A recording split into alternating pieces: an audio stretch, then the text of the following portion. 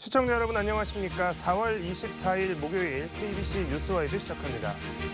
6월 3일 제21대 대통령 선거가 이제 40일 앞으로 다가왔습니다. 각 당의 대선 후보를 뽑는 경선도 막바지로 접어들고 있는데요. 더불어민주당은 이번 주 토요일 광주에서 호남권 합동연설회를 개최합니다.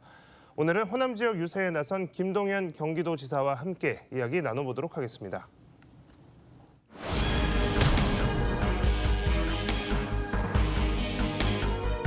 수도권 1극 체제를 완화하고 과감한 권역별 투자로 지역의 성장 동력을 복원해서 지역 간 격차를 줄일 것입니다. 예산철만 되면은 중앙정부 찾아가서 이곳저곳 발이 닳도록 다니면서 구걸하게 다니는 이런 시대는 이제 끝을 내야 되지 않겠습니까? 불평등을 끝내는 경제 대연정을 만들어내겠습니다.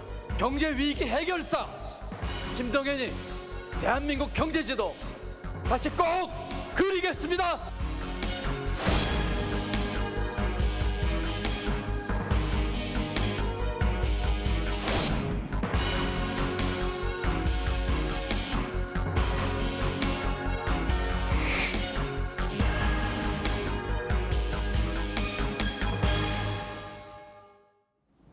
네, 어서 오십시오, 지사님. 네, 안녕하십니까.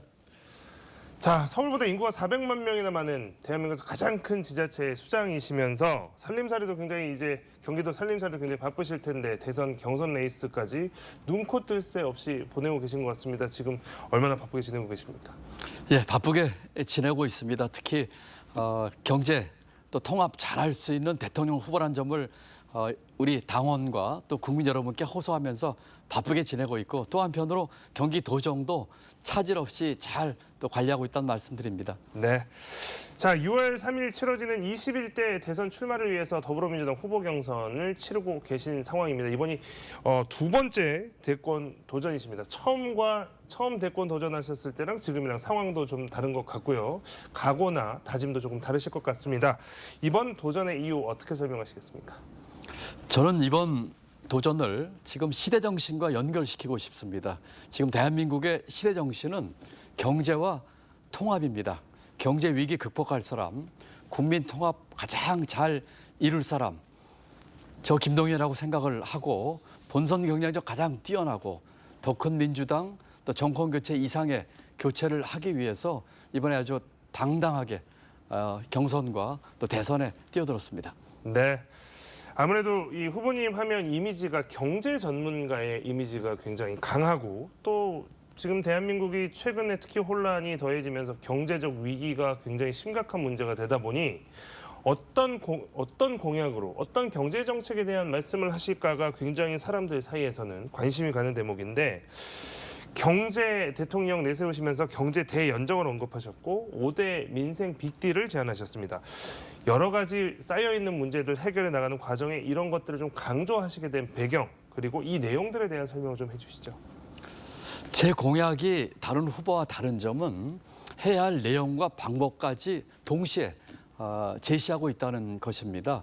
경제는 말과 구호로만 될 수 있는 것이 아니고 실력과 경험이 뒷받침돼야 되는 것입니다. 제가 이야기하는 경제 대연정 또 5대 빅딜은 5가지의 빅딜로 돼 있는데 예를 들면 첫 번째가 기회경제 빅딜입니다. 기업과 노동자, 정부가 삼각 빅딜로 같이 테이블에 앉아서 서로 주고받는 빅딜을 하자는 것이죠. 기업에게는 열심히 투자하고 일자리를 만들 수 있는 생태계를 만들어주고 노동자들은 그와 같은 생태계 속에서 노동 유연성 일부를 양보할 수 있고 또 정부는 그와 같은 기반을 만들어주는 규제 완화를 하는 것입니다. 이와 같은 것을 통해서 대한민국의 경제를 업그레이드 시키는 것이죠. 이것은 내용뿐만이 아니라 그 방법에 있어서도 서로 간에 제2의 사회적 대타협을 통해서 말과 구호가 아닌 실천력을 부여하는 그런 공약이라는 점에서 다른 후보들과는 확연히 다르다고 저는 자신하고 있습니다. 네. 자, 국내 상황도 굉장히 어지럽고 혼란스러웠고 이런 상황인데 사실 해외발 충격까지 더해지면서 문제가 더 심각해졌습니다. 미국 트럼프 행정부의 관세 정책은 관세 폭탄으로 불릴 정도로 전 세계에 충격파를 줬고 또 무역을 중심으로 하는 경제 체제인 우리나라도 이 영향을 크게 받을 수밖에 없는 상황이 됐습니다. 후보님께서 인천공항에서 대선 출마를 선언하신 다음에 곧바로 이제 미국에 다녀오셨기 때문에 이 문제 또 경제를 전문적으로 알고 있는 경제 전문가인 김동연 지사가 미국에 가서 어떤 것을 보고 올까, 어떤 것을 보고 어떤 이야기를 할까 이거 굉장히 관심이 있었습니다. 미국에 다녀오셔서 이런 좀 복합적인 문제들 어떻게 풀어야겠다라고 좀 결론을 내리셨습니까? 제가 경선 기간 중에 나흘을 띄어서 미국을 다녀왔는데 뭐 구경하거나 보러 간 것은 아니고 우리 관세 폭탄을 받은 자동차 부품 업체의 문제를 직접 해결하기 위해서 갔습니다. 미국에 가서 어느 정도 그 해결의 단초를 찾았다는 말씀을 드립니다. 경제부총리 때 트럼프 대통령을 3번 만나서 직접 협상의 현장에서 우리 환율 협상 또 FTA 재협상 성공적으로 이끌었습니다. 트럼프는 보기에는 굉장히 터프하게 보이지만 실리를 중심으로 하고 자기가 얻으려고 하는 목적을 아주 전략적으로 해결하는 그런 지도자입니다. 우리 트럼프 상대하는 데 있어서 이번 새 정부는 그와 같은 상호 이익이 되는 동맹을 가지고 트럼프와 상대를 해야 된다고 생각합니다. 얼마 전 토론회 때 후보자들 간 토론회 때 이재명 대표에게 취임을 만약 한다면은 트럼프와 첫 통화에서 무슨 이야기를 했냐고 물어본 적이 있었습니다. 저 같으면 첫 통화에서 바로 만나자고 이야기를 하면서 지금 관세 유예를 우리가 90일 받아서 7월 8일까지 유예를 받았는데 바로 만나자. 그리고 만날 때까지 관세 유예 연장해서 이 문제는 같이 해결하자 하는 식으로 접근을 하면서 또 패키지로 모든 이슈를 끌어놓고 협상하기보다는 사안별로 아주 실리를 갖고 또 서로 간에 윈윈할 수 있는 그런 협상을 이끌도록 하겠습니다. 네, 시급한 사안 또 시급한 경제적 위기인 만큼 이제 많은 분들이 걱정을 또 대선은 대선대로 진행이 되지만 또 나라 경제를 걱정하지 않을 수가 없는 상황입니다. 우리 시간으로 오늘 밤 9시부터 2+2 한미 통상협의가 시작이 됩니다. 2시간 정도 뒤에 이제 진행이 되는데 이게 섣부르게 구체적인 합의까지 진행될까 봐 걱정을 하시는 분들 또 정치권 특히 이제 민주당 쪽에서 특히나 이제 이런 의견이 좀 많습니다. 지금 대통령이 없는 상태에서 지금의 정부가 이 문제를 가지고 구체적인 협상까지 나아간다라고 했을 때는 뒤집기 쉽지 않은 상황들이 발생할 텐데 이 부분에 대한 걱정은 어떻게 저희가 이해를 하면 될까요? 저는 미국이 지금의 경제부총리와 산업부 장관과 이 문제를 타결을 할 생각이 있는지 잘 모르겠고요. 만약에 타결을 한다면 우리로서는 상당한 양보를 할 수밖에 없는 아주 불공정한 협상이 되리라고 믿고 있습니다. 그렇기 때문에 함께 만나서 이야기를 하되 아까 말씀드린 것처럼 새 정부 올 때까지 관세 유예 기간을 늘리면서 서로 간의 정보 교환과 또 필요한 기본적인 이야기는 하되 새로운 정부로 이 협상을 넘기는 것이 맞다고 생각을 합니다. 섣부르게 여기서 협상을 타결지려고 했다가는 아주 힘든 상황을 다음 정부에 넘겨주는 그런 결과를 초래할 것입니다.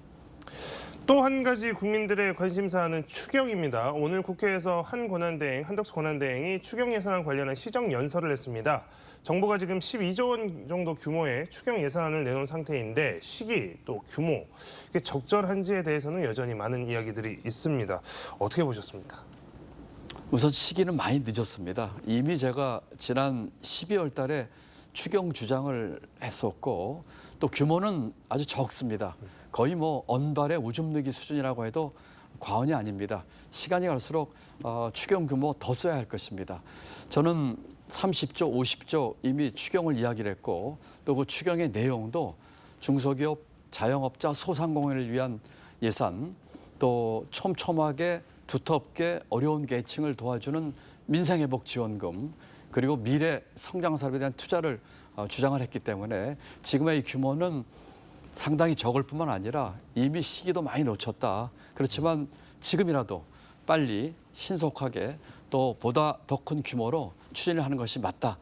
이렇게 생각을 합니다. 네. 자, 이번에 대선에 뛰어드시면서 여러 가지 이제 정치적인 문제, 정치적인 이슈에 대해서도 언급을 하셨는데 그 중에 개헌의 이야기를 하셨습니다. 개헌이 필요하다라고 뭐 지난번에 광주 방문하셨을 때도 이 기자들 만나서 그 이야기를 하셨던 걸 제가 기억하는데 임기 단축을 포함해서 이 개헌이 반드시 필요하다라고 이야기를 하셨고 또 그 내용에 대해서 굉장히 의지를 갖고 있다는 것들을 공공연하게 드러내셨습니다. 개헌 주장에 대한 배경 또 내용 주장하시는 내용 어떤 걸까요? 지금 우리 헌법은 어린아이 때 입었던 옷을 어른이 돼서도 입고 있는 그런 형국입니다. 고쳐쓰기 어려울 정도입니다. 87 체제를 종식하고 제7공화국으로 가는 문을 열어야 하기 때문에 개헌이 꼭 필요하다. 가능한 빠른 시일 내에 해야 되겠다는 생각을 합니다. 권력구조 개편해야 됩니다. 경제 개헌해야 합니다. 계엄을 근본적으로 봉쇄할 수 있는 계엄하지 못하는 개헌도 함께 해야 되겠습니다. 특히 권력구조 개편 문제가 심각합니다. 지금의 이 정치판은 승자독식 구조, 또 적을 죽이지 않으면 내가 죽는다는 그야말로 대립과 투쟁의 판이 될 수밖에 없기 때문에 빠른 시간 내에 분권형 대통령대로 가야 되겠다. 그리고 이와 같은 것들을 하기 위해서는 다음번 총선과 주기를 맞추는 것이 대단히 중요합니다. 다음 대통령은 3년 정도의 남은 총선 기간에 주기에 맞추기 위해서 임기를 2년 단축하는 과감한 결단, 그런 희생을 해야 하고 자기의 진정성을 가지고 개헌을 확실하게 추진해야 되겠다. 그것이 정권 교체 이상의 교체를 만드는 길이다. 또 제7공화국의 문을 여는 마중물 할 것이다. 이렇게 생각을 하고 있습니다. 네. 지사님, 후보님의 이 이미지가 약간 기득권과는 좀 대척점에 서 있는 이런 이미지가 사실 좀 있고 그거는 이제 살아오신 이력이나 이런 데서 좀 많이 드러나는 부분이긴 한데요. 권력기관의 기득권도 타파해야 된다 이런 말씀 굉장히 많이 하셨습니다. 대통령실, 기재부, 검찰 뭐 이런 뭐 구체적으로 이런 기관들에 대해서도 이야기를 많이 하셨고 그렇기 때문에 뭔가 또 기재부에서 오랫동안 공직 생활을 하셨으니 그 속성이나 내막도 잘 아실 것이고 그렇다면 김동연 후보가 내놓을 수 있는 이 기득권을 타파하기 위한 방법은 뭐가 좀 다를까? 이제 이런 의문도 당연히 뒤따르게 됩니다. 어떤 맥락에서 이 기득권 타파, 권력기관의 기득권 타파를 주장하고 계십니까? 예, 지금 대한민국은 한마디로 이야기하면 기득권 공화국입니다. 이 기득권 때문에 이 기회를 독점하고 있는 기득권 때문에 우리 대한민국의 많은 국민 청년들에게 더 많은 기회와 더 고른 기회가 주어지지 않고 있습니다. 대한민국의 대표적인 기득권이 대통령실, 기획재정부, 검찰이기 때문에 이와 같은 3대 권력기관의 개편을 줄곧 주장해 왔습니다. 대통령실 대폭 축소해서 외교라인 빼고 한 5분의 1이면 할 수 있습니다. 대통령은 책임 총리와 장관과 함께 국정을 하면 되는 것이고요. 기획재정부는 재정기능 떼면서 재정경제부와 기획예산처 모델로 나누면 됩니다. 검찰은 수사와 기소를 분리해서 기소청으로 하면서 거의 해체 수준으로 더군다나 오늘 검찰에서 문재인 전 대통령을 기소했습니다. 파면된 윤석열 대통령에 대해서는 항고도 못하면서 전직 대통령에게 광기의 칼을 휘두르고 있습니다. 그리고 윤석열은 파면됐지만 윤석열의 검찰은 그대로 지금 남아 있습니다. 칼을 쓰는 사람이 문제가 아니라 칼이 문제입니다. 그렇기 때문에 이와 같은 기득권 해체를 통해서 더 많은 기회가 더 고르게 우리 국민들에게 돌아가는 것이 제7공화국을 만드는 것과 맥락을 같이 하기 때문에 저는 기득권 공화국에서 기회 공화국으로 가는 길을 만들자 하는 주장을 제 공약 속에서 녹아 넣었습니다. 네. 자, 또 하나 이슈가 되고 있는 최근 이슈가 되고 있는 이제 성별 간의 대립, 젠더 문제와 관련해서도 입장을 내놓으신 게 있는데요. 대선 공약으로 이제 윤석열 정부 같은 경우에는 여가부 폐지를 내걸었습니다. 그리고 윤석열 정부 기간 동안에 실제로 이 여가부가 굉장히 유명무실한 부처로 전락한 것이 사실입니다. 여기에 대해서 이제 후보님은 오히려 여성가족부 기능을 강화해야 된다라는 입장을 밝히신 바가 있는데요. 이른바 비동의 강간죄의 입법 필요성 뭐 이런 부분도 언급을 하신 바가 있습니다. 이 부분에 대해서 좀 민감할 수 있는 주제고 어떻게 보면 표에 좀 도움이 덜 될 수도 있음에도 불구하고 이런 것에 대해서 명확한 입장을 내놓으신 배경이 있다면 어떤 걸까요? 만약에 표에 도움이 되는 것만 제가 쫓는다면 이런 민감한 사안에 언급 영업하지 말아야 되겠죠. 또 감세하자고 하면서 인기에 영업하는 포퓰리즘에 빠져야 되겠죠. 그렇지만 저는 책임 있는 정치인이라면은 표가 문제가 아니라 대한민국 미래를 위해서 자기의 소신을 밝혀야 한다고 생각합니다. 복지국가를 어떻게 감세하면서 만들 수 있겠습니까? 돈을 쓰겠다는 공약은 잔뜩 내세우면서 감세 대책과 함께 한다면은 그것은 국민에 대한 거짓말이 될 가능성이 아주 높습니다. 여성 정책도 저는 소신껏 이야기를 했습니다. 가장 개탄스러운 것은 이와 같은 젠더 이슈를 정치권에서 자기들에게 이익되게끔 갈라치기 하는 그런 행태가 가장 문제라고 생각을 합니다. 여성 문제는 우리 대한민국 전체적으로 봤을 적에 많은 여성들이 경제활동 참여하고 또 삶과 또 일이 같이 양립하는 터전을 만드는 것이 대한민국을 위해서 가장 좋은 길입니다. 그렇기 때문에 우리 여성 정책에 있어서 여성부뿐만이 아니고 전 부처가 함께해야 하는 일들이 있습니다. 기후변화 대응, 저출생 해결, 여성 정책에 있어서는 전 부처가 정부가 함께 힘을 합쳐야 되기 때문에 그런 중에서도 여성 문제의 총괄 부처인 여성부의 역할과 기능을 보다 강화시켜야 되겠다 말씀드리고, 비동의 강간 문제는 지금 폭력과 협박에 의하지 않는 강간이 전체 강간죄의 60%가 넘는 상황입니다. 그렇기 때문에 저는 비동의 강간 문제에 있어서도 법을 통해서 분명한 개정을 해야 된다는 주장을 제 소신껏 하고 있습니다. 네. 자, 민주당 경선 이야기를 좀 해보도록 하겠습니다. 지난주에 충청권과 영남권 순회 경선에 이어서 이번 주는 호남권 또 경선이 토요일에 있고, 이제 일요일에는 슈퍼위크라고 해서 수도권과 강원, 제주, 또 제외국민까지 해서 순회 경선으로 일요일에 모든 대선 후보 경선이 마무리될 예정입니다. 경선 과정에서 나타나고 있는 현상들, 경선 전부터 여러 지적들이 있었습니다만 실제로 일극 체제에 대한 현상들이 나오고 있고, 이 부분에 대해서 이제 후보님께서는 좀 우려를 실제로 표명을 하셨습니다. 어떤 의견입니까? 제가 충청과 영남에서 받은 결정과 표에 대해서는 우리 당원분들 의견이기 때문에 아주 담담히 수용을 합니다. 그렇지만 지금 특정 후보에게 90%씩 표가 몰려서 가는 것은 전혀 바람직하지 않다. 압도적인 정권 교체를 위해서 이것은 경고등이 커진 것이다라고 생각을 합니다. 김대중 대통령께서도 경선에서 후보가 될 적에 70%대로 후보가 되셨습니다. 더 큰 민주당, 정권 교체 이상의 교체를 하기 위해서는 민주당의 역동성과 다양성이 살아나야 됩니다. 지금 같은 이와 같은 경선 구도에 대해서 여러 차례 경선 룰에 대해서도 이야기를 했습니다만 담대하게 그 룰을 수행했기 때문에 끝까지 얼마 남지 않은 기간 동안에 최선을 다해서 좋은 결과를 만들도록 노력하겠습니다. 네. 자, 지난 대선이었습니다. 20대 대선이었죠. 20대 대선 당시에는 이 경선 과정에서 이 격렬한 내분이 있었습니다. 그 당시에 이제 지금은 당을 떠난 이낙연 전 국무총리와 지금 이재명 후보 간의 경선이었는데요. 후폭풍이 굉장히 셌고 그 상처, 균열의 흔적이 계속 남았다. 이 문제가 계속 또 지적도 됐습니다. 그렇다 보니 이번 민주당 경선은 좀 원팀 기조가 한편으로는 또 강조되고 있는 것 같기도 합니다. 이것 때문에 이제 후보들의 색깔이 좀 뚜렷하게 차별화되지 않는다라고 하는 지적도 당연히 이제 나올 수밖에 없는 상황인데, 당원들과 유권자분들에게 좀 차별화되는 무언가를 꼭 하나 내세우신다면 후보님은 어떤 이야기를 가장 먼저 하시겠습니까? 네, 우선 저는 이번 경선에 임하면서 네거티브하지 않겠다고 했습니다. 후보들 간에 상호 비방이나 인신공격하지 않겠다는 결심을 했기 때문에 저는 정책과 비전으로 승부하겠다는 말씀을 드렸습니다. 다른 후보와의 차이는 우선 개헌에서 있을 수가 있을 것 같습니다. 아까 말씀드린 것처럼 저는 제7공화의 문을 여는 개헌을 가장 빠른 시간 내에, 그리고 필요하면은 임기 단축을 포함한 자기 희생까지도 하자는 주장을 하고 있고요. 두 번째는 감세와 증세 문제입니다.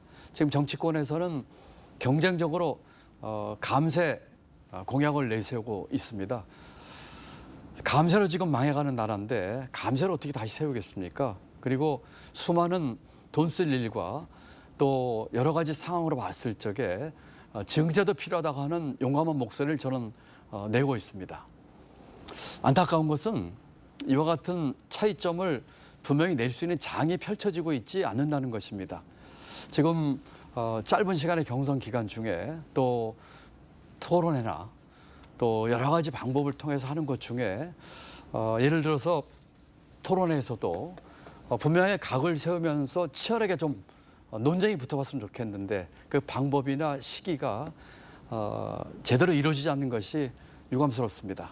어제도 3자 간의 토론을 했는데 정책 토론회라기보다는 뭐 간담회 비슷한 형식으로 흘렀거든요. 그래서 우리 국민 여러분께 이 차이점이 드러나지 않게 하는 것이 유감스럽고 더 그러한 경선의 규칙이 좀 아쉬운 점이 많습니다만 남은 기간 동안 이와 같은 비전과 정책의 차이를 가지고 우리 호남의 당원 동지 여러분 또 국민들에게 호소해서 좋은 결과를 만들도록 하겠습니다.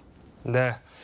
자, 호남권 순회 경선 이번 주 토요일이라고 말씀을 쭉 드렸습니다. 그러다 보니 이번 경선을 앞두고 호남권 순회 경선 앞두고 이 3명의 민주당 경선 후보들이 어떤 지역 공약을 발표를 할까 관심들을 많이 갖게 되고 또 어제 오늘 사이에 많은 내용들이 공개가 됐습니다. 후보님의 지역 공약, 호남 지역에 대한 공약 소개를 좀 해주시죠. 예. 우선 저는 첫 번째로 그 5.18 정신의 헌법 전문 포함을 이야기했습니다. 그리고 5.18 민주화 운동의 이름을 5.18 민중 항쟁 운동으로 바꾸자는 이름을 제대로 찾아주라는 얘기를 했습니다. 이 외에 알리백 서해안 라인 400조 투자 계획을 발표했습니다.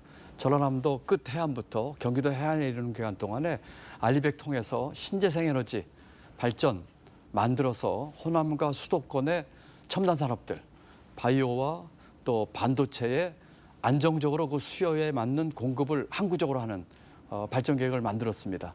또 호남에 이 광역 교통권 조금조금 만들자는 공약을 했습니다. 동서간의 철도와 고속도로를 포함해서 무한공항 이전까지도 공약을 했습니다.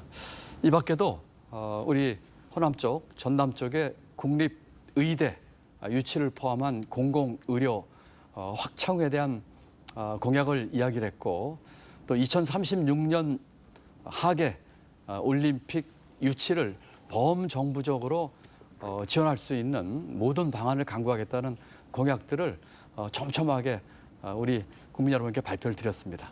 네. 자, 아무래도 지역 소멸의 위기가 큰 지역일수록 미래 먹거리, 우리가 과연 이렇게 인구도 빠져나가고 산업의 규모도 줄어들고 있는 곳에서 앞으로 뭘 먹고 살 수 있을지 미래 먹거리에 대한 관심이 가장 크기 때문에 방금 말씀하셨던 내용들 중에서도 서해안 아리백 라인이나 이런 것들은 어떤 내용인지 지금 당장 궁금하신 분들이 굉장히 좀 많을 것 같습니다. 뭐 AI 반도체 같은 첨단 산업과 연계해서 뭐 서해안 아리백 라인 또 신재생 에너지 벨트 이런 말씀을 하셨는데 그 내용을 좀 더 구체적으로 좀 설명을 해주시죠. 예, 우리 광주와 호남의 그 경제의 지금 가장 큰 문제의 핵심은 좋은 일자리 만들기입니다. 지금 지역의 많은 젊은 청년 인재들이 일자리 때문에 고향을 등지거나 지역을 등지고 있습니다. 저의 이 호남에 대한 공약의 핵심은 좋은 일자리를 만들어서 우리 청년들 떠나지 않고 이곳에서 일하게 만드는 것입니다. 결국 핵심은 일자리와 교육의 문제입니다. 좋은 일자리를 만들기 위해서 제가 만든 공약은 한꺼번에 공통 목적을 갖고 있습니다. 지금 알리백 서해안 라인뿐만 아니라 AI 모빌리티 이 융합 도시라든지 또는 그밖에 각종 이 산업에 대한 투자와 또 이 더 많은 돈을 재정에 쏟는 것들은 우리 이 젊은 인재들이 이곳에서 좋은 일자리를 만들어서 그곳에서 일하도록 하는 데 집중되어 있다는 말씀을 드리고요. 알리백 서해안 라인에는 400조 투자를 통해서 우리 공공투자 또 민자 유치하는 BTL 투자 또 기후 보증 또 우리 국민 펀드 이 크라우드 펀딩식으로 해서 400조를 만들어서 이 여기서 나오는 신재생 에너지로 아까 말씀드린 것처럼 첨단 또 혁신 산업에 필요한 전력을 안정적으로 공급하는 또 그것을 통해서 이곳 호남에 좋은 일자리가 많이 나오게 하는 일에 가장 역점을 두고 추진하도록 하겠습니다. 네. 자, 공약 중에 또 하나 지역에서 정말 관심이 있는, 어떻게 보면 서울이나 다른 지역에서는 크게 다루지 않지만 사실 이 광주 전남 지역에서 정말 크게 다뤄지는 게 바로 의과대학 설립 문제 혹은 이제 그 공공의료의 확충 문제입니다. 지난 윤석열 전 대통령이 이 의대 정원 확충을 비롯해서 전남에 국립의과대를 신설을 해주겠다, 이제 이런 이야기들이 있어서 사실 지역민들이 굉장히 환호했고 기대를 많이 하고 있는데, 최근에 대통령 파면 이후에 정부가 다시 의대 정원을 이전으로 돌리겠다라고 하면서 지금 당장 전남 국립의대와 관련되어서 진행되어 가던 것들이 지금 다 멈춘 상태가 되어버렸습니다. 그래서 이 문제를 또 어떻게 풀지가 정말 큰 관심이거든요. 이 문제에 대해서는 어떤 해결책을 갖고 계십니까? 제가 대통령이 된다면 윤석열 정부는 그와 같은 점에서 말만 하고 실천한 게 아무것도 없습니다. 저는 확실한 실천을 보이도록 하겠습니다. 국정과제 최우선 과제로 올려놓고 직접 진두지휘해서 이 국립의대가 이곳 전남에 차질 없이 갈 수 있도록 최우선 과제로 추진을 하겠습니다. 네. 자, 주말입니다. 모레 지금 여러 번 말씀드렸는데 이제 광주에서 호남권 순회 경선이 열립니다. 다음 날에는 수도권과 강원, 제주 경선이 이렇게 열리고 지금 일반 국민 여론조사가 실시되고 있는데 이 합산 결과에 따라서 더불어민주당은 최종 대선 후보를 뽑게 됩니다. 마지막으로 후보님이 민주당의 대통령 후보가 되어야 하는 이유를 지역민들과 시청자분들께 설명 부탁드리겠습니다. 예, 우리 호남 또 광주 시민 여러분, 저는 경제 잘할 수 있습니다. 경제는 말과 구호만으로 되지 않습니다. 실력과 경험으로 됩니다. 대한민국 경제 운영을 책임졌었고 나라 살림을 10년 동안 책임졌었고 3번의 경제 위기를 극복한 경험과 실력이 제게 있습니다. 국민 통합 이뤄야 합니다. 제게는 계층 또 지역 간의 통합을 이룰 수 있는 통합의 리더십이 있습니다. 경제 위기 극복하고 통합의 리더십 발휘해서 더 큰 대한민국, 정권 교체 이상의 교체를 할 수 있는 우리 대한민국 국민의 삶을 바꿀 수 있는 그런 당당한 후보가 되겠습니다. 당당한 경제 대통령 후보, 당당한 통합 대통령 후보로서 새로운 대한민국을 만드는데 가장 적합한 후보라고 자신하고 있습니다. 손잡아 주십시오. 실망시키지 않겠습니다. 감사합니다. 네. 더불어민주당 대선 경선 후보로 출마한 김동연 경기도지사와 이야기 나눠봤습니다. 오늘 말씀은 여기까지 듣도록 하겠습니다. 후보님 오늘 나와주셔서 고맙습니다. 네, 감사합니다.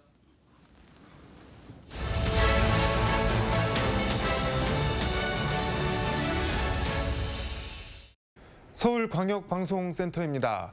한덕수 대통령 권한대행 국무총리가 오늘 국회에서 정부 정책과 예산을 설명하는 시정연설을 했습니다.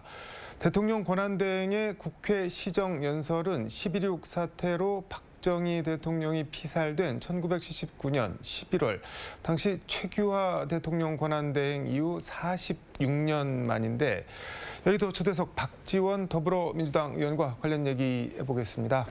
의원님 어서 오십시오. 한덕수 권한대행이 대통령 노릇 하는데 네. 국회 시정연설하러 오면서 대통령처럼 가운데 길로 안 들어오고 통로로 안 오고 네. 앉아있다가 나오더라고요.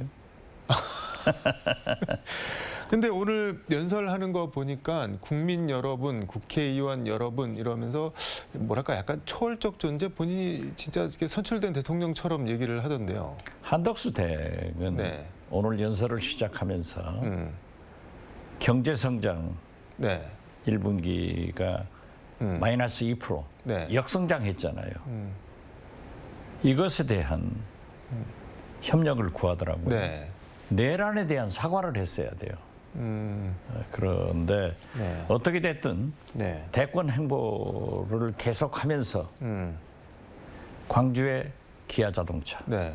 울산의 조선소, 어제 네. 평택 미군기지, 아마 곧 충청도를 갈 거예요.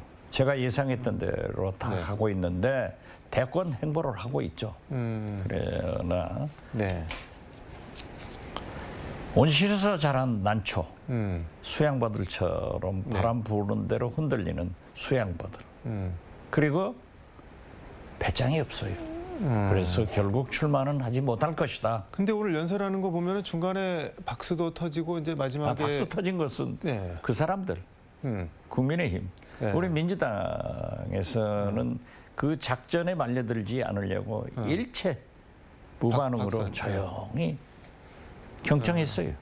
그러니까 뭐 경청해 주셔서 감사합니다 하니까 국민의힘 쪽에서 박수가 터졌는데 보니까는 다 치더라고요. 이거 뭐 업어가겠다는 거 아닌가요? 그러면 뭐 그렇지만은 네. 안 되죠. 못 나와요. 제가 예측해서 건방진 말씀 같습니다만은 틀린 게 없어요. 제가 그러잖아요. 오늘 내일 저녁에 네. 트럼프하고 대통령 가도로 전화할 것이다. 딱 그날 저녁 하잖아요. 그리고 트럼프가 네. 그런 얘기를 정상 통화에서는 할 수 없거든요. 당신 대통령 나오지 네. 띄워놓은 거예요. 그래가지고 관세 협상에 대한 낚시를 던졌는데 한덕수가 벌컥 물었단 말이에요. 지금 걸린 건가요? 그러면 낚시에 지금? 그렇죠. 낚시에 걸려든 거예요.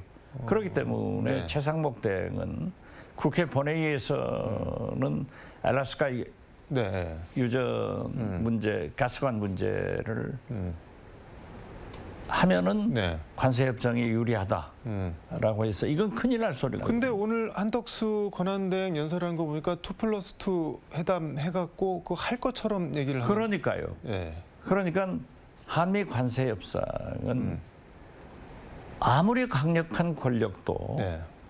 경제는 시장을 못 이기고 정치는 민심을 못 이깁니다. 네. 트럼프가 미국 시장과 민심에 굴복하고 있어요. 그런 그리고 경향이 특히 조금- 미국, 중국 무역 전쟁에서 중국한테 밀리고 있어요. 네. 일본, EU도 강하게 반발하면서 신중하게 협상을 하고 있는데 우리가 덜컥 알래스카 LNG 사업에 참여했다가는 나라 망하는 거예요. 아, 그거 가면 절대 안 되는 건가요? 안 돼요.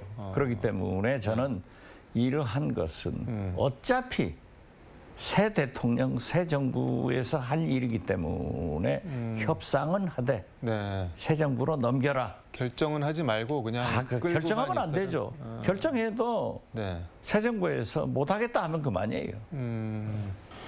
근데 말씀하신 그 미중 전쟁, 뭐 관세 전쟁, 경제 전쟁 보면은 시진핑 주석이 진짜 세게 나오니까는 가령 중국의 국부 펀드들이 미국에 들어가 있는 돈 다 빼고 그러니까는 지금 미국 투자은행들 뭐 난리 나고 그러던데. 아, 그렇죠. 예. 그러니까 미국 시장이 네. 트럼프한테 얼마나 반발하고 있고 또 각 주에서 반대 데모가 일어나잖아요. 그러니까 시장에서도 밀리고 민심에서도 밀리기 때문에 시진핑한테 밀리고 있단 말이에요. 그 중국은 네. 우리하고 달리 원체 큰 나라라. 내수 시장이 보장해 주잖아요. 네. 우리는 5천만 인구 가지고 그러한 경쟁력이 없어요. 그렇기 때문에 미중 그 전쟁, 네. 일본과 EU의 갈등 이 구조 틈새를 잘 보고 있다가 협상을 잘해야지 네. 무조건 LNG 참여했다가 나라 망하게 하지 마라. 그리고 어차피 네. 한덕수 대행이 집행할 게 아니고 새 대통령이 집행하니까 그러한 것은 하지 마라. 새 정부로 넘겨라. 이렇게 말씀드립니다.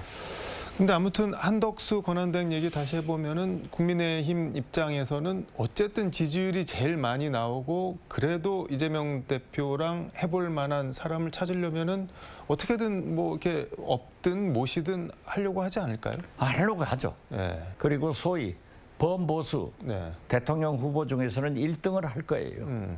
그래서 나가라. 네. 하지만은 이재명이 50%가 넘어버리는데 네. 한덕수 배짱이 못한다니까요. 그래서 결국 네. 제2의 반기문이 된다. 만약에 나온다면은 상대가 될까요? 근데 이재명 대표의 파괴력 같은 거.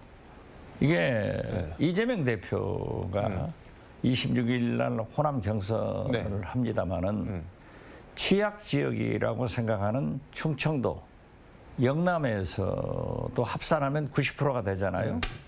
이것은 네. 민주당원과 국민들이 정권교체의 열망이 그만큼 강한 것이 나온 거예요. 그래서 저는 26일 네. 우리 호남에서도 어차피 이재명이 되니까 투표하지 않는다 이러지 마시고 네. 전부 나와서 이재명에게 투표를 해줘야 우리가 바라는 정권교체가 되고 정권교체를 통해서 호남이 발전할 수 있다. 이런 말씀을 드리는데 네. 한덕수가 설사 나온다 하더라도 네. 게임이 안 되죠. 근데 호남에서도 이재명 대표 득표율이 90%가 나올까요? 그런데? 저는 나오리라고 봅니다. 왜냐하면은 네. 김대중 대통령이 네. 대통령 후보 경선 때 77.7%가 나왔어요. 네. 그리고 호남에서 대통령 선거 때 95%가 나왔는데 네. 노무현도 그렇게 나왔잖아요. 그러나 지난번 네. 윤석열 이재명 대결에서 호남에서 네. 85%가 이재명을 지지해가지고 우리가 0.73% 패배를 했잖아요. 네. 그래서 저는 그 쓰라린 경험이 있기 때문에 호남 사람들이 이제 정권 교체를 해서 네. 이제 AI 등 우리 호남도 좀 잘 살아보자. 네. 그래서 저는 90% 이상 이번 경선에서도 나오고 본선에서도 저는 김대중만큼 지지해줘야 된다. 그렇게 생각합니다. 호남이 잘 살려면 이재명 대표를 뽑아야 되는 건가요? 그렇죠. 그래도 문재인 네. 대통령이 대통령 때 네. 호남에 인사 예산 폭탄 때려줬잖아요. 그렇게 할까요? 목포만 하더라도 송정리에서 목포까지 KTX 도로, 목포 보성 철도, 네. 그리고 목포에서 해남으로 연결되는 육교 다리 네. 이렇게 다 하고 있다고요. 그렇기 때문에 저는 네. 우리 이번 해남도 이 우리 민주당 공약에 네. 그 해남, 허원, 오세아나 이쪽에 네. 빅데이터, 데이터 센터를 유치한다. 이런 구체적 공약을 하고 있기 때문에 저는 호남의 이익을 위해서, 네. 호남의 발전을 위해서도 반드시 내란 세력인 네. 국민의힘 후보가 아니고 반드시 이재명을 지지하는 것이 우리가 할 일이고 네. 또 5.18 정신을 기리는 거고 지역 발전의 길이다. 저는 그렇게 봅니다. 근데 90% 득표율을 두고 약간 뒷말도 있는 것 같은데 이게 뭐 푸틴보다 더 나오고 그러니까는 이게 무슨 뭐 공산주의냐 뭐 이런 얘기를 하는 분들도 있는 것 같은데 저도 해남한도 진도에서 93%를 받았어요. 그 너무 특이한 경우 아닌가요? 총선에서. 네. 그렇지만은 잘못하면은 이번 네. 대선이 진영 논리가 될 수, 진영 싸움이 될 수도 있고 네. 그렇기 때문에 저는 민주당의 본산인 호남에서 네. 압도적으로 지지를 하자. 김대중, 노무현만큼 네. 지지를 하자. 저는 그렇게 호소합니다. 근데 김동연 후보는 여기 여의도 초대석 인터뷰에서 그런 얘기를 하던데 이게 90% 이렇게 나오고 당내 경선에서 그러면 바깥에 있는 사람들이 보기에 저거 이상한 거 아니냐 하면서 다 등을 돌릴 수도 있다. 압도적 정권 교체 빨간 등이 들어오는 거다. 이렇게 얘기를 하던데 그건 어떻게 보세요? 저는 뭐 김동연 지사의 발언에 이 반론을 제기하는 게 아니라 네. 그만큼 내란 세력을 심판해서 정권 교체를 하자고 하는 네. 민주당원과 국민들의 열망이 강하다. 이렇게 긍정적으로 봐주시기 바랍니다.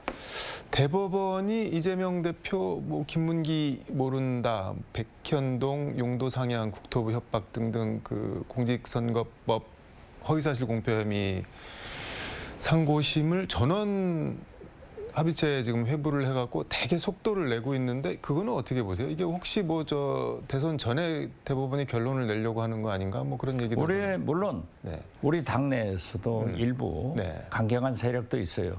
이게 무슨 마수가 있지 않느냐라고 네. 하지만은 제가 볼 때 제가 한 3주 전에 네. 그 정통한 네. 소식통에 들은 바에 의하면은 조희대 대법원장이 네. 소부 한 주심 재판관에게 부담을 주는 것보다는 전원 합의부에서 네. 논의를 해서 결정하자. 그래서 이 전원 합의부로 넘기는 것은 네. 소부가 합의 안 될 때, 또 두 번째로는 판례 변경을 필요로 네. 할 때, 세 번째는 대법원장 직권으로, 이 세 번째 네. 대법원장 직권으로 전원 합의부로 넘겼지만은 어떤 경우에도 네. 파기환송은 되지 않고 원심 확정이 될 것이다. 무죄 저는 확정이? 그렇게 알고 있습니다. 근데 그러니까 조희대 대법원장을 임명한 사람이 윤석열 대통령이고 지금 주심 맡은 김영재 대법관도 윤석열 대통령이 임명한 사람이어서 이게 전원 합의체 조희대 대법원장이 회부를 하고 주심 대법관으로 김영재 대법관을 지명하고 뭐 그런 거 보면서 이게 좀 뭐가 있는 거 아니냐 뭐 이렇게 네. 판사는 다릅습니다. 아 김영재가 아니라 참 박영재 대법관. 예. 다릅습니다. 그분도 김명수 네. 대법원장 때 법원 행정처 차장을 했기 네. 때문에 저도 조금은 압니다. 그렇지만은 헌법재판소 네. 주심 재판관이 정영식 재판관 네. 아니에요. 그분은 보수고 네. 보수 추천으로 헌법재판관이 됐습니다. 음. 그렇지만은 그분이 작성한 판결문 얼마나 정확하고 쉽고 명문 아니에요? 한자도 고칠 게 없다 뭐 그런 얘기들이 그렇죠. 나오더라고요. 예. 그런데 그분도 얼마나 뭐 심지어 5대 3까지 나왔잖아요. 네. 그때도 저는 제가 듣는 바가 있어서 절대 8대 0이 된다. 만약 네. 기각 음. 각하 의견 결정문을 쓰는 재판관은 제2의 이완용이 되고 그 자자손손이 대한민국에서 어떻게 살겠느냐. 절대 8대 0 된다. 8대 0 나오잖아요. 그렇기 때문에 저는 그 대법관을 누가 임명하고 누가 추천했건 네. 그 양심에 따라서 재판하는데 어떤 경우에도 저는 원심 확정, 무죄가 된다. 이렇게 봅니다. 의원님이 파악하고 있는 정보에 의하면은 대법원에서 대선 전에 결론이 나더라도 무조건 무죄 확정이다 지금 그렇게. 그렇습니다. 예. 그런데 네. 너무 사법부의 결정에 대해서 정치권에서 민감한 반응이나 네. 간섭하고 개입하는 그러한 일은 여야 가릴 것 없이 네. 누구나 자제하는 것이 좋다. 저는 그렇게 생각합니다. 김건희 씨는 또 무슨 뭐 6천만 원짜리 다이아몬드를 누가 줬네 마네 뭐 이런 얘기들이 계속 나오는데 이런 게 계속 나올까요? 그런데? 나오겠죠. 저는 그 건진법사가 네. 통일교에서 전달한 거에서 시점을 생각 안 하고 그 세계 정상회의 G20 갔을 때 네, 목걸이 빌려서 샀다 가든지 저거구나 라고 했더니 그 시점은 다녀온 다음에 통일교에서 간부가 네. 빌려 차지 말고 이걸 차십시오 하고 전달했다는데 건진법사는 잊어먹었다는 것도 아니에요? 6천만 원짜리 다이아몬드를 어디다 잊어버렸을까? 아니 글쎄요. 그건 뭐 거짓말이고 지금 보세요. 건진법사 집에서 네. 관봉 5천만 원이 그대로 도장 찍힌 지 나와 있다는 것 아니에요. 관보 그래서 저는 5천만 원은 뭔가요? 관봉은요. 제가 많이 써봤습니다. 왜냐하면은 관봉. 대통령이 쓰는 네. 판공비가 현금으로 지급되는 게 있어요. 네. 액수가 1억이었어요. 네. 지금은 얼마인지 모르겠습니다만은 그러면 조폐공사에서 네. 한국은행에 신권 발권을 해서 보내잖아요. 네. 그러면 한국은행에서는 청와대가 예. 대통령실이 거래하는 은행을 통해서 관봉이 오면은 네. 대통령실 청와대에 들어가는 거예요. 그런데 그게 뜯지 않고 나는 혹시 건진한테 전달되지 않는가 이런 합리적 의심을 하지만은 네. 한국은행에서도 얘기했잖아요. 관봉은 네. 민간인한테는 지급하지 않는다. 아니 근데 돈에 무슨 뭐 도장이 찍힌 것도 아니고 뭐 띠지 정도 둘렀으면 모르겠는데 아니 뭐- 거기에 이제 네. 포장이 특수로 5천만 원 단위로 돼 있기 때문에 아 뭔가 구분이 아주, 되나요? 네. 근데 그게 근데 건진법사 집에서 나왔다는 거예요. 그리고 이번 그것도 일찍 나왔는데 지금까지 검찰에서 발표 안 했어요. 그러니까 지금 세상이 바뀌어가니까 네. 건진법사도 음, 김건희도 네. 윤석열도 다 검찰 포토라인에 쓸 수밖에 없는 그런 세상이 되는 거예요. 관봉이라는 게 건진법사한테 갔으면은 그거는 그럼 어떻게 이해를 해야 되는 건가요? 그러니까 그것은 수사를 통해서 밝혀야죠. 예. 한국은행에서 민간인한테는 갈 일 없는데 어디 관봉이 네. 건진 집에서 나왔느냐. 이건 이제 수사하면 금방 나오죠. 그 제가 잘 이해가 안 돼서 그러는데 관봉이라는 거는 그 관에서 쓰는 돈이라는 뜻이잖아요. 근데 그게 무슨 일반인 그러니까 그게 이제 5만 어떤 원권이 정해진 네. 용어가 아니지만은 청와대에서 네. 그 한국은행 네. 거래은행을 통해서 신권 음. 이렇게 포장돼 가지고 비닐 씌워서 나오는 것을 우리는 관봉했어요. 그렇기 때문에 그 관봉을 써본 사람은 네. 몇 사람 없을 거예요. 그 보면 아나요? 그게 관봉인지 아닌지? 저는 알죠. 그러니까 네. 이 박근혜 탄핵 때 이렇게 관봉이 지급된다. 그랬을 때 제가 네. 노무현 대통령이 탄핵했을 때 업무 추진비가 안 나온다. 그러니까 그때는 관봉 안 나간다. 그런 얘기를 했는데 김대중 대통령이 관봉 나오는 1억을 저한테 주시더라고요. 그래서 그러한 것을 가지고 수석들 또 필요한 곳에 다 쓰게 되죠. 예. 업무 추진비예요. 그 건진법사 집에서 5천만 원 관봉이 나온 거 그거는 그냥 사실인 건가요? 아니면은 그냥 아니 검찰에서 어, 언론에 보도됐으니까 사실이겠죠. 사진까지 다 나왔잖아요. 알겠습니다. 시간이 다 돼서 좀 더 여쭤보고 싶은데 다음에 또 다시 좀 여쭤보도록 하겠습니다. 그래요. 네, 네. 오늘 말씀 여기까지 듣도록 하겠습니다. 네. 고맙습니다. 감사합니다. 지금까지 서울광역방송센터에서 박지원 민주당 의원과 함께 전해드렸습니다.